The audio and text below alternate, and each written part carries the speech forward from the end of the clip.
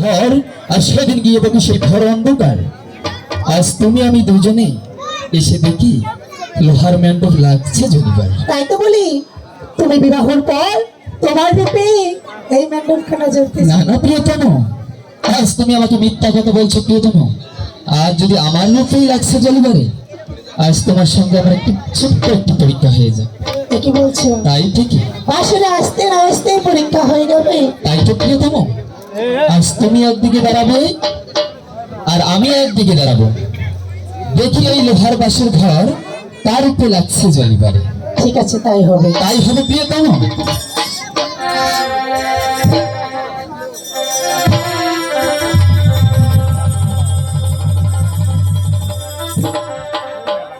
এ কি প্রিয়তম?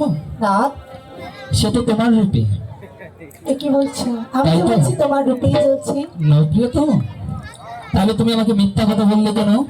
ও গো, না শোনো প্রিয়তম, তাহলে তোমার যে রূপ, তোমার যে গুণ, তাই তো এই লোহার বাসর ঘর চলতেছে, তাই না? বাবা, তাহলে শোনো প্রিয়তম, আর বিলম্ব না করি আজ তুমি এক্ষুনি আমাকে খুলে বলো প্রিয়তম, এতই যদি তোমার রূপ, এতই যদি তোমার গুণ, তাহলে আজ তুমি বলো, আজ ক্ষণিকে শুনবো আর ক্ষণিকে নিদ্রা যাবো। ঠিক আছে না, তাহলে শুনে নাও আমার রূপের কথা। তাই তো বলো প্রিয়তম। হলুদ বরণ তাই নাকি? স্বামী মোর লাল বরণের শাড়ি, হলুদ বরণ অঙ্গ স্বামী মোর লাল বরণ